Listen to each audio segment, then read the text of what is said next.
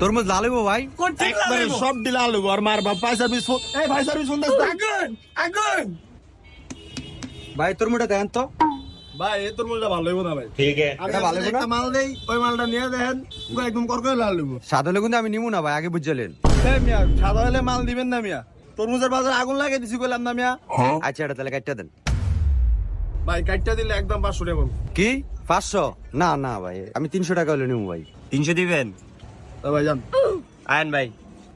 ওই ভাই খারান আর 500 টাকা দিবেন? না না না ভাই, আর 20 টাকা ভাইবেন দেন। আরে এদিকে না কি কর? এই সুইটা দাও তো না